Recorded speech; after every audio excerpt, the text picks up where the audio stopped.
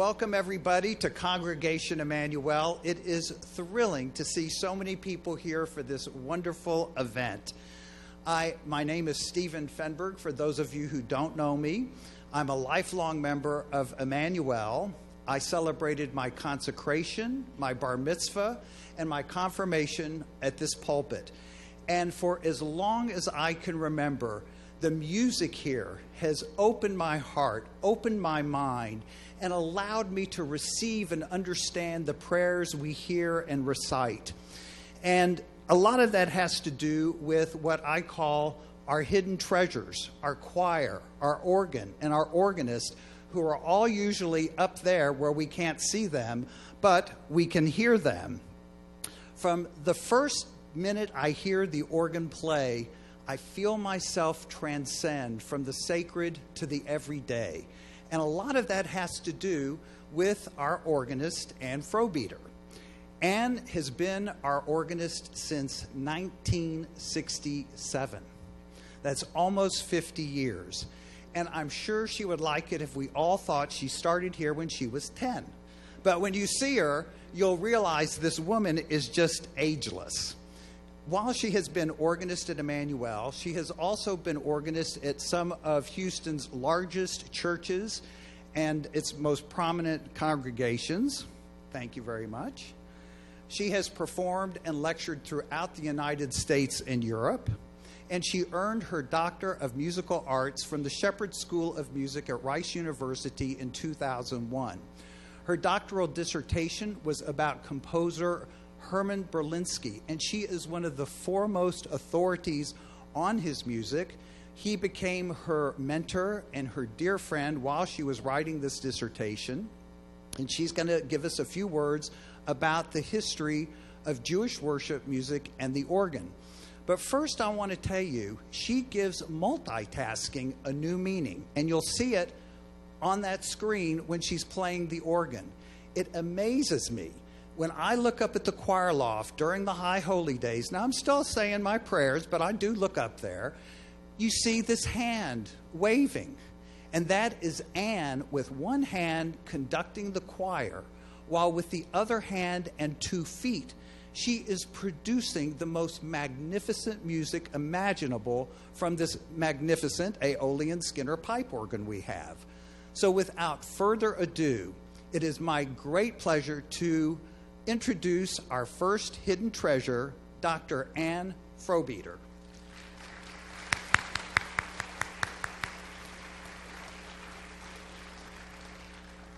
Thank you, Stephen. I am so pleased and proud to help Congregation Emanu perpetuate a tradition that began 2,000 years ago in Jerusalem's Second Temple, where worship music was played on shofars and trumpets and flutes, reeds, harps, lyres, and percussion instruments. Talmudic writers describe another instrument used in the Second Temple, an instrument called a magrapha. Some texts describe it as a bellows-operated pipe organ with 10 pipes played by keys connected to a box excuse me, that sounded loud and penetrating. Perhaps it generated more noise than music, a hybrid of primitive organ and siren. When the Second Temple was destroyed, the Jews, as a sign of mourning for the temple's loss, banned all instrumental music from worship. In the centuries that followed, instrumental music was no longer a part of Jewish worship, but it was still a part of Jewish life.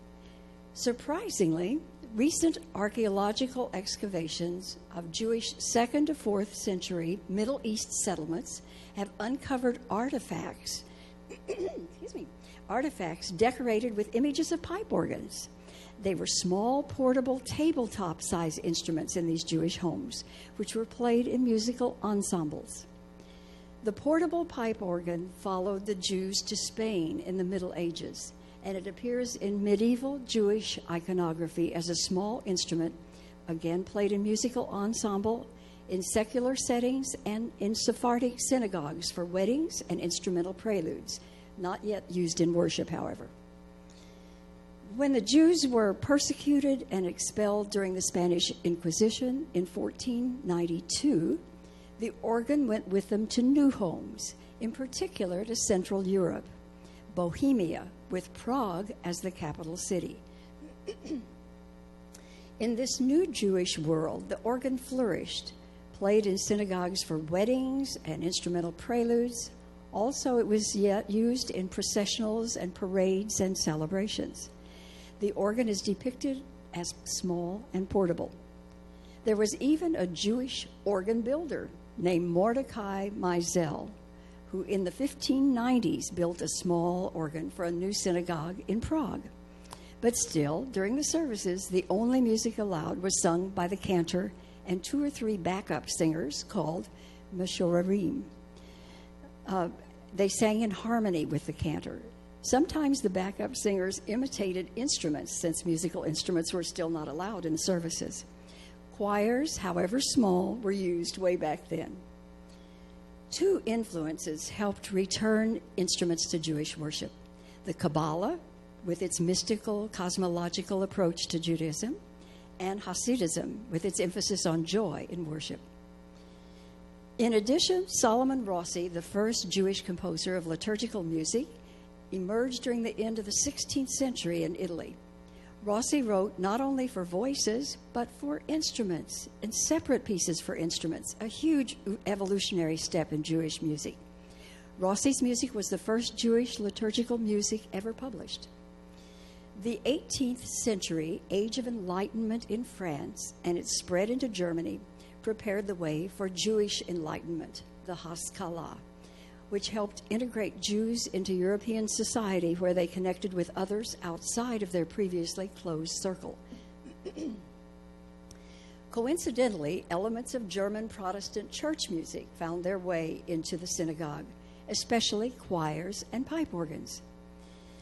Typically, synagogues hired Gentile organists who for centuries had trained and developed choirs to the highest standard. The German synagogues adopted that practice as well. Concurrently, the installation of large pipe organs in German synagogues began in earnest, and by 1845, pipe organs were officially approved at the Rabbinical Convention in Frankfurt, and organ music was accepted into Jewish worship. Understandably, the Reform movement's early organ music sounded like German Protestant church music. Only by the early 20th century had Jewish composers learned how to write for the instrument, harnessing its colors and its warm orchestral effects to express the soul and spirit of Jewish worship. Composer Heinrich Schalitz's music, with its sophisticated tonal language, its polyphony, fluid melody that follows the Hebrew language, and change of meters, marked the arrival of modern Jewish music in the early 20th century. A new generation of European Jewish composers followed, including Ernst Bloch, Max Janowski, and Hermann Berlinski, whose music you'll hear later today. But sadly, this vibrant new music had such a short time to grow and develop. Hitler came to power in 1933 and banned the publication and distribution of the newly composed repertoire. The development of the magnificent German Jewish organ repertoire came to an end. And during Kristallnacht in 1938, along with the synagogues, 30 large symphonic organs went up in flames. Fortunately, there is a surge of interest today in Jewish music from this golden era in which composers produce music with a beauty like no other. And we have accomplished composers today who move forward the ancient Jewish musical tradition that began thousands of years ago. Dr. Michael Horvath, Emmanuel's choir director from 1967 to 1992, is one of them. He's here with us today, and I can hardly wait to hear his words and his music. I'd like to end on a personal note that Jewish sacred music is one of the most beautiful bodies of music in the world. It's a privilege and a major responsibility to be one who provides this music to Congregation Emanu. I hope that through my performance and understanding of the music, I allow it to speak to the congregation's minds and hearts in ways the composers intended, and to deepen and enrich the worship of this great congregation. The opportunity to perform the music for Emmanuel is one of the greatest miracles and joys of my life. Thank you.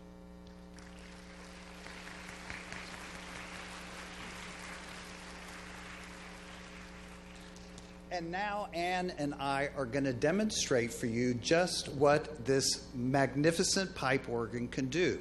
So you met our first hidden treasure, Ann. The Aeolian Skinner is our second hidden treasure because you really can't see it, but you can certainly hear it. The organ is relatively small as far as pipe organs go. Some of them have 4 and 5 keyboards and 10,000 pipes. Our organ has 2 keyboards, but even though it's small, there are more than 1,200 pipes up there, divided between that side and that side. One keyboard plays one side, the other keyboard plays the other side. And the pipes are anywhere from about an inch high to 16 feet high. The committee that selected the organ, their names are in the program because I think it's so important to remember those who came before us, the great pillars of our congregation. And I can't let this event go by without mentioning Amelia and Nathan Klein, 2 of our founding members, who contributed $20,000 toward this instrument, which in its day cost $40,000. They contributed half of the funds for the organ. Now, $20,000 today would be about $150,000. In addition, Emmanuel's Sisterhood collected $3,000, which would be about $25,000 today. And the president of the Sisterhood presented the check at the congregation's 20th annual meeting after the Kleins had made their announcement. And it just so happens the president of the Sisterhood at that time was my mother, Lenore Fenberg, and she's here with us today. And it's really by the grace of God and through her very steely disposition, because she is just recovering from a very serious illness, and she was determined to be here today, so I'm very glad she's here with us. The committee obviously went for quality rather than quantity. As I said, this is not a huge instrument, but it is the finest built during its time. You notice I keep saying the Aeolian Skinner pipe organ. And during its day, it was the Rolls-Royce of pipe organs. It's really like we have a Stradivarius violin up there. It's really an exceptional instrument. So now, Ann and I are going to demonstrate it for you, so you can just hear all the different things that it can do. So, as I mentioned, the smallest pipes up there, the shortest pipes, are about an inch high. And if you have any hearing problems whatsoever, most likely you might not hear these sounds, but believe me, the sounds could make a dog howl. So, Ann, are we ready? Let's hear the smallest pipes.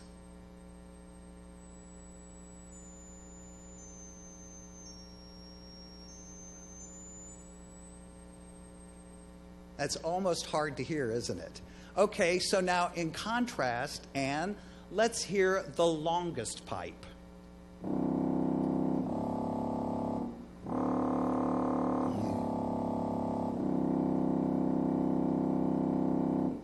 That one is 16 feet high. Now, the organ also can duplicate the sounds of orchestral instruments. So, Ann, let's hear one of the lovely flutes.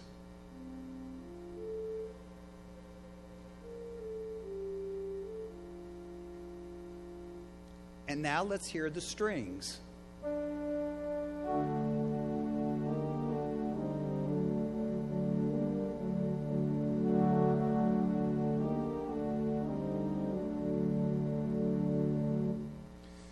The pipes on this side are in a box with shutters that open and close like Venetian blinds, and that's the way Ann can control the volume. Ann?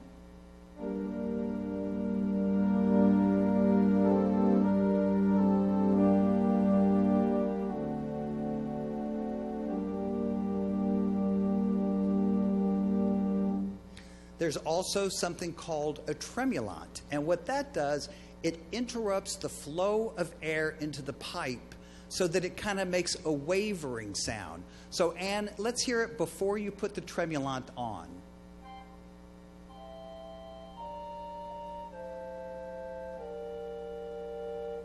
Now add the tremulant.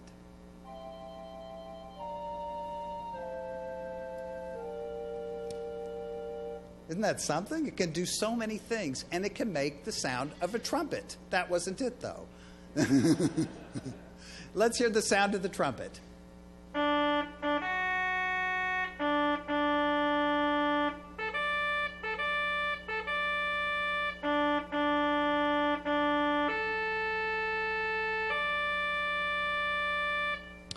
The organ has its own peculiar sound, and that's called a principal chorus, and it's frequently used to accompany singing. So, Ann, let's hear the principal chorus.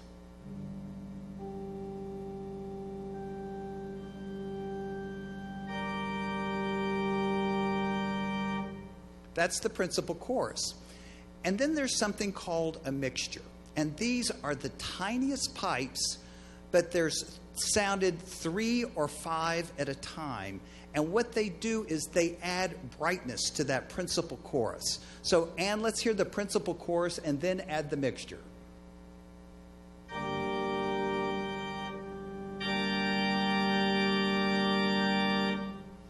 And the organ can be so quiet you can barely hear it. It can be very soft and gentle. Let's hear the soft sound.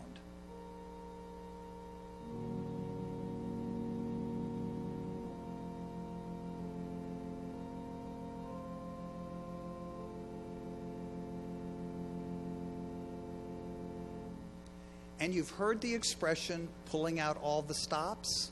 Well, that comes from the pipe organ. Those white knobs you see on the sides there, those are stops. So Ann can pull out the stops to make different sounds. And before there was electricity, an organist needed to have an assistant or maybe 2 assistants running back and forth from side to side to pull out the stops to make the sounds change. But now we have electricity, so Ann can simply press a button and pull out all the stops. Pulling out all the stops meaning he gave it his best effort. She gave it everything she could. So when you say pulling out the stops, that means full organ. So now you're going to hear what this organ can really do.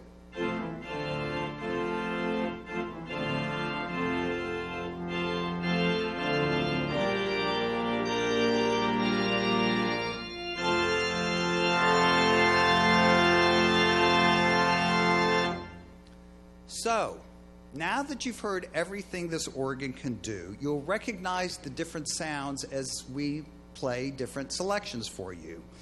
Now you're going to hear and play The Day the World Was Called into Being. It's a prelude for Rosh Hashanah by Herman Berlinski. And if anybody knows this music, Ann Frohbieter does. Ann frequently plays this as we are coming into the sanctuary during the High Holy Days. But we're so busy visiting and seeing each other. We're so happy to see our friends that we haven't seen in so long. We don't pay much attention to the music. So it's really nice that we can hear it today and really pay attention to it because it's a magnificent piece. And it has 3 themes that you can recognize. The first one is the shofar. And that's the blast of a ram's horn to say, wake up, something big is about to happen. The second part is a funeral march, because this is the prelude to Rosh Hashanah, when we are inscribed or not in the book of life for the coming year. And then it ends on a very uplifting, sweet note, the Baruch Hu, which is a prayer that helps us transcend our self-centered view of the world and ourselves and acknowledge the power and grace of God. It's also known as the call to worship.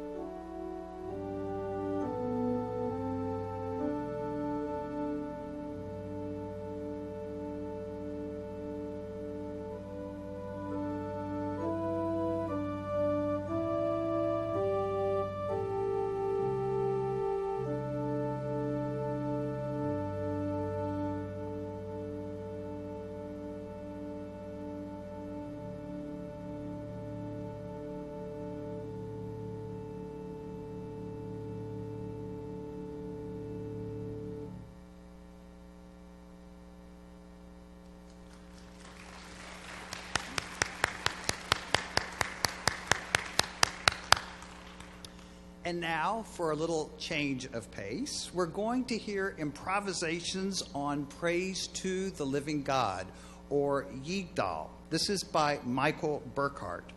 And you're really going to hear what this organ and Ann can do. Pay attention to the melody line, because Ann plays it on the pedals. That means she's playing it with her feet. And she's playing like a toccata, if you will, with her hands. Also pay attention to the melody, because at the end of our program, you're going to get to sing it too. Ann?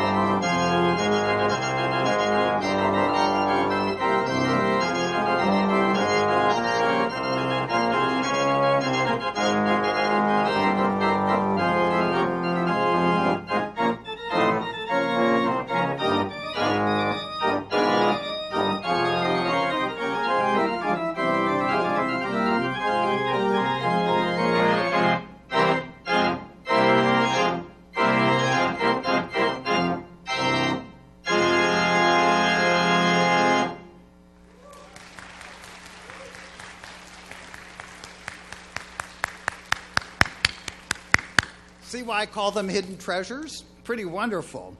But now I get to introduce our third hidden treasure, Emmanuel's Professional Choir. The temple has, since its inception, hired professional musicians. Since 1944, we have been hiring professionals to come enhance our service, enhance our worship. And this group of musicians is so accomplished and so talented, and they are so devoted to this music. Let me tell you how this all began, how this program came to be. Last year, after Rosh Hashanah services, I was so moved by the music, I had to go up into the choir loft and thank Ann for what she and the choir had done. Well, there was still one choir member left up there, Robert Hoop. And I introduced myself, and I said, I'm Stephen Fenberg. He said, I'm Robert Hoop. And I said, how long have you been singing at Emmanuel? And he said, since 1999. And I'm sure I had a double take, because I thought, how can this be? How can you have been singing here for more than 25 years, and this is the first time I've seen you or met you? And I realized then there were choir members up there who'd been singing here longer than even Robert had been singing. So that's how this program came to be. I thought it was time to bring these people down from the choir loft onto the pulpit so we could see them and watch them sing. And I tell you what, every single one of them has told me in one way or another how much singing this music means to them. They say that their year would not be complete if they did not get to sing the high holy repertoire. So without further ado, I think they're ready. I'm going to bring them out here one by one. I'm going to start with the person who has been singing here the longest and move our way up the ladder. Carrie Perkins.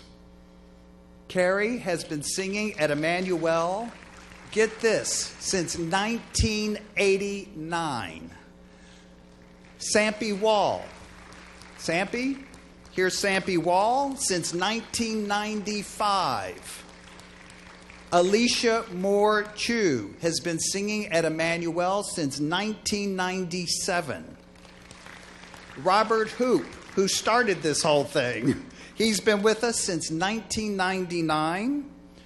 Jeff Ragsdale since 2001. Valerie Cerise since 2005. Huh? No, I know that, but but Valerie's not going to come out, but Janet will. Janet, come on. Here she comes. Now, this is not really Valerie Cerise, who's the official member of the choir. This is Janet Flash, who is substituting for Valerie. Valerie has been singing with Emmanuel since 2005.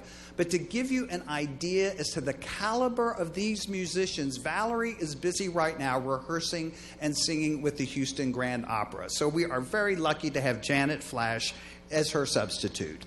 Next, we have Christine Mahaffey, who's been singing here since 2006. And finally, the newest member of the octet, Patrick Perez, who has been singing here since 2008.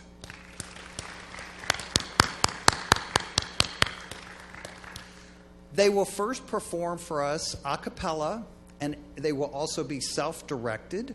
May the Words by Max Helfman. It's a psalm, and it's something I have heard literally all my life. I've been hearing this at Emmanuel from childhood on.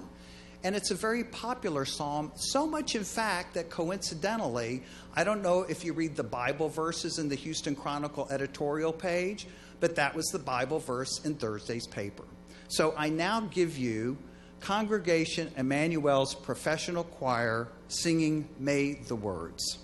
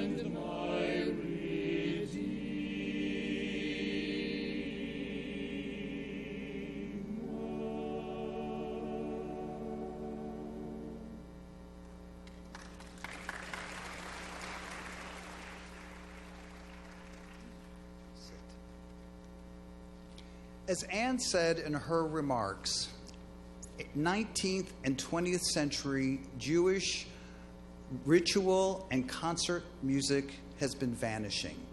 And it's vanishing even today from today's congregations, as many across the nation are disbanding their choirs and turning their backs on their organs. And that beautiful, rich body of music is going away. Somebody said to me recently when I was telling them about this program, they said, I don't want to hear people singing at me when I go to temple, meaning they didn't really like this kind of music. And I thought about it and I said, when people of excellence with passion and devotion are singing this music, they are able to pray in my behalf. They are able to pray in the congregation's behalf. And it becomes like an active listening experience. Also, one of the tricks I play that helps me really appreciate what this music is all about during services, in the prayer book, they're singing in Hebrew. But on the page right behind it or right before it is the English translation.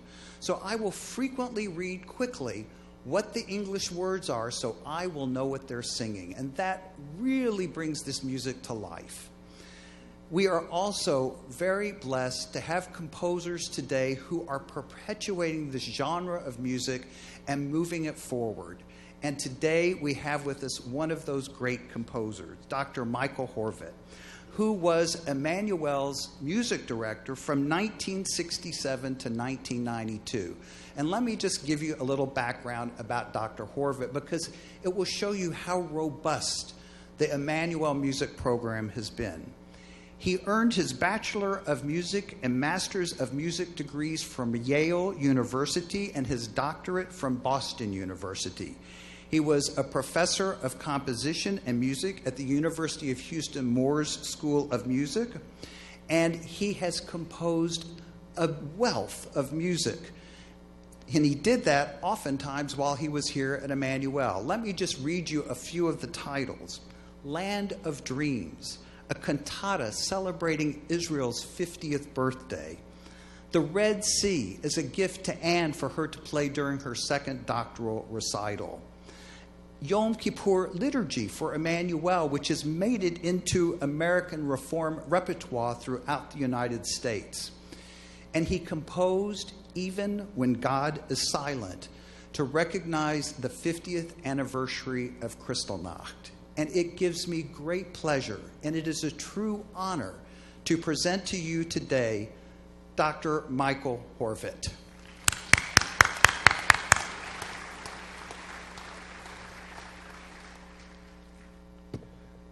Thank you, Stephen. It's a real pleasure and joy to be here.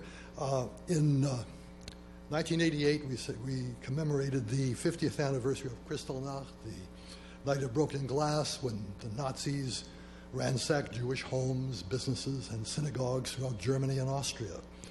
Rabbi Walter asked me to write a piece of music to commemorate that event, and I was really overwhelmed at the responsibility of that, and I asked Roy, could you give me a text, a poem that I might use? And he found just an absolutely wonderful one.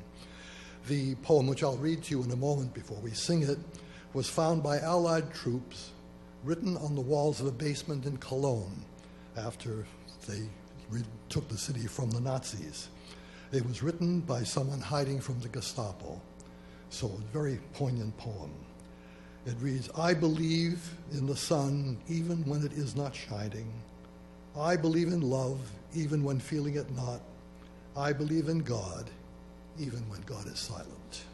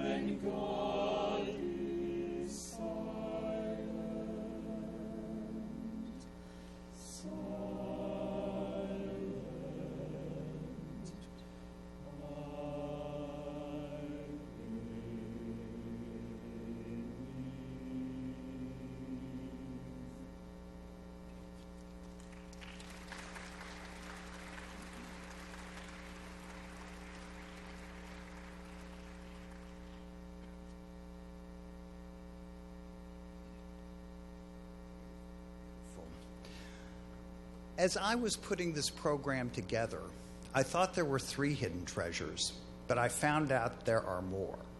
I discovered at least 2 more hidden treasures. You see the screen that shows Ann playing the organ. The sound comes through these speakers perfectly. They always have.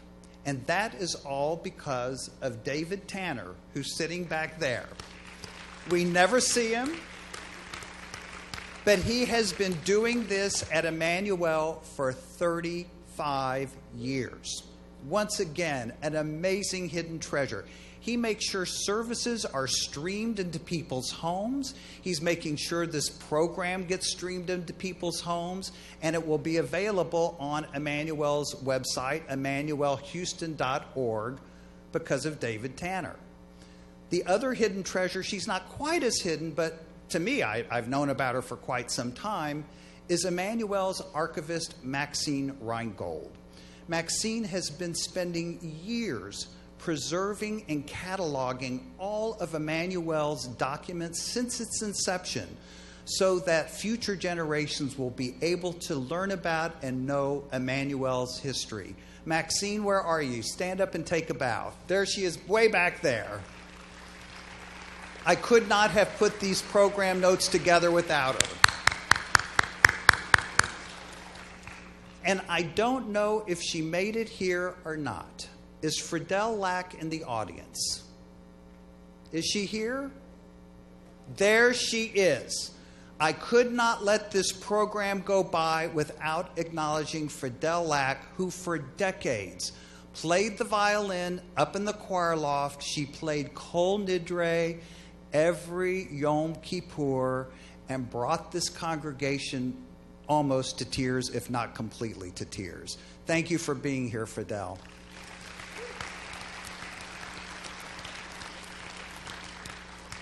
And now we're going to get to hear the organ and the choir combined like we usually get to do. And you'll see, once again, Ann multitasking, waving that hand, but making gorgeous music. And you will get to hear Congregation Emmanuel's choir singing Kurt Weill's Kiddush. Prepare to be wowed.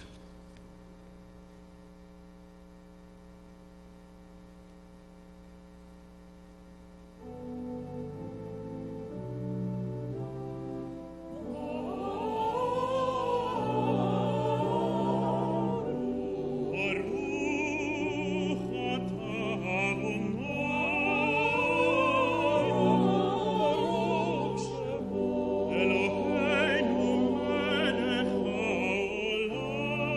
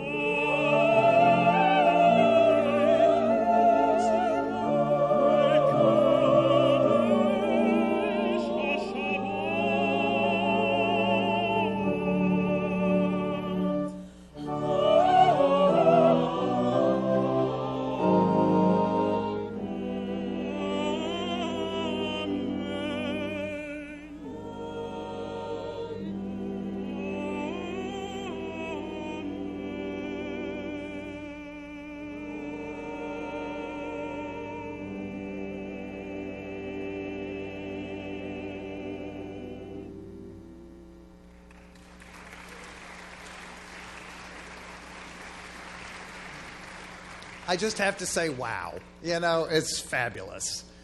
So you've met Emmanuel's 3 hidden treasures, plus 2 extra ones, 2 bonuses. And now it gives me great pleasure to introduce Cantor Mark Perman, who is not hidden, but is the face of Emmanuel's music. And together with Congregation Emmanuel's professional choir and Ann Frohbieter, they are going to present Morris Barish's Unatana Tokef. It's one of the most powerful High Holy Day prayers that we hear and recite. In fact, it's so important we hear it both on Rosh Hashanah and on Yom Kippur. The prayer tells us that what we have done will be recounted and recorded on Rosh Hashanah and sealed on Yom Kippur. It delineates all the different things that might happen to us in the coming year, and it lists and tells us both good and bad, those things. But in the end, like so much of the Jewish liturgy, there's always hope, because in the end, we're told that repentance, prayer, and charity will avert God's severe decree. And when I hear this prayer, I personally am reminded that every day is an opportunity for reinvention, to reprioritize my behavior in my life so that I can dedicate myself to what's written on these walls. Now, you may be wondering, their backs are to Ann. How in the world is she directing them? That's what that screen is doing right down there. There's a little screen down here so they can see Ann's direction. So I now give you Cantor Perman, Congregation Emmanuel's professional choir, and Ann Frohbieter presenting Unatana Tokef by Morris Barish.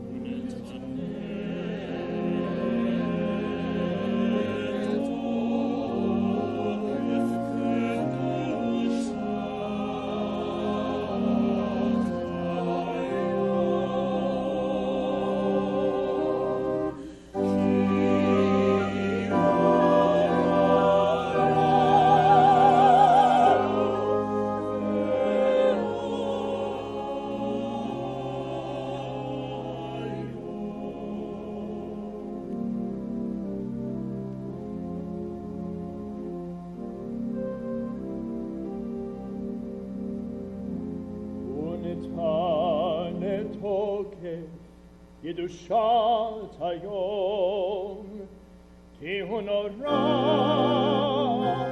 והיום ובוא תנסה מלכותך ויקום בחסד כיסך ותשב עליו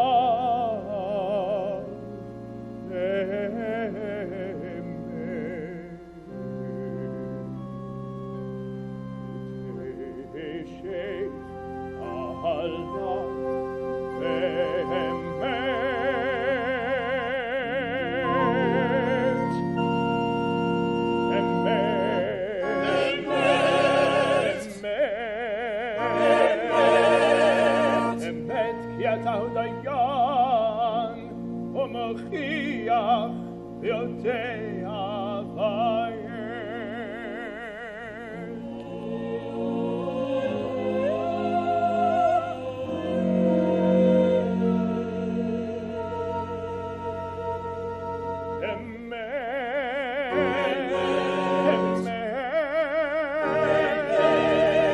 אמת כי אתה הוא דיין ומוכיח יודע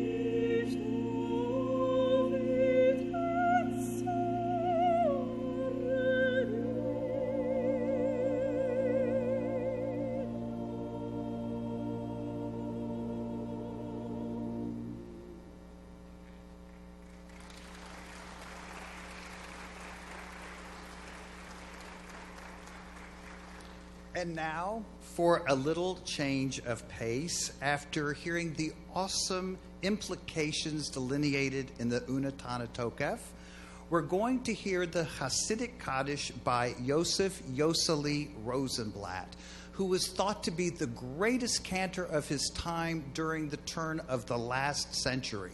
He was called the Jewish Caruso, and I think he even appeared in the 1927 movie The Jazz Singer. This is Hasidic because it's joyous, it's bouncy, it's bright. And the Kaddish is said several times, and I hope I'm not making the rabbis cringe when I give my interpretation of these prayers, but you know, there's a joke. If 2 Jews are in the room, there's going to be 3 opinions. I'm doing my best. But the Kaddish is said different times. There's the mourner's Kaddish, there's the reader's Kaddish, and I understand that for some who are really knowledgeable about the liturgy, the reader's Kaddish, rather than saying, turn to page 312, it tells them what's coming next in the services. So here we have the Hasidic Kaddish by Yoseli Rosenblatt.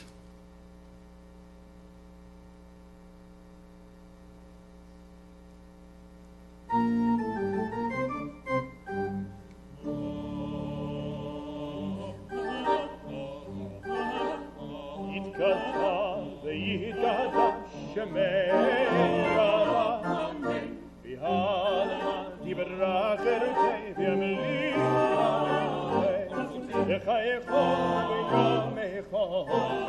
חיינו כל בית ישראל, והגלה ובזמן קריב,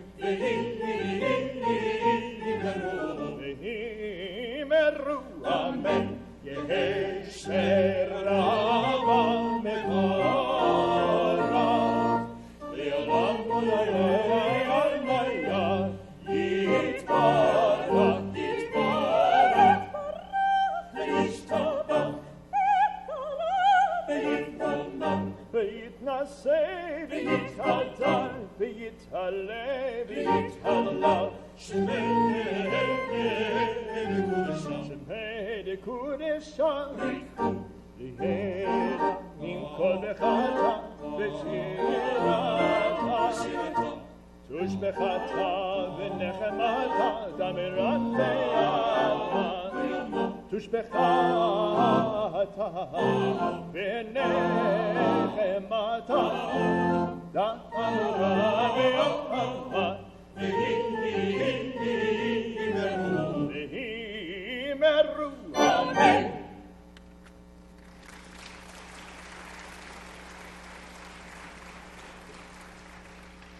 And now, if you remember, I said pay attention to the melody for the Yigdal, or Praise to the Living God. Cantor Perman, the choir, and Ann will accompany us. Ann will play an introduction. Cantor Perman will signal when it's time to stand up, if you can, to sing. The words are found on page 7 in your program.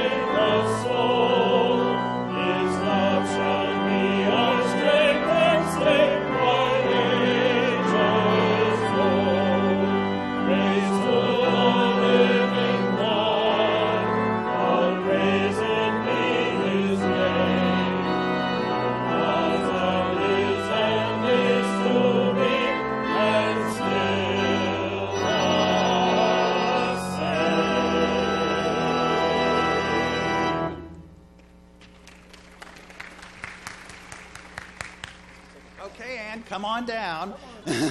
We have to wait a second, and I should speak very slowly because Ann has to climb down a winding staircase from the choir loft. And I want us all to acknowledge Ann, the choir, Cantor Perman, as soon as she gets here.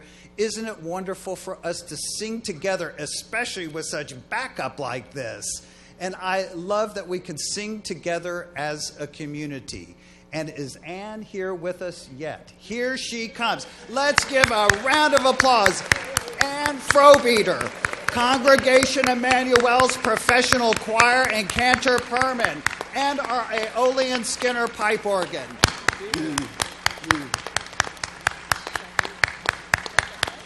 Now the choir will leave the sanctuary down this aisle, and if you will follow them as they leave for a reception where you can meet them and talk to them and thank them in person for this magnificent music. Thank you so much for being here today. Thank you. work he put into this. Thank you. Thank you. Thank you. It was my honor. Please join us in Feld Hall.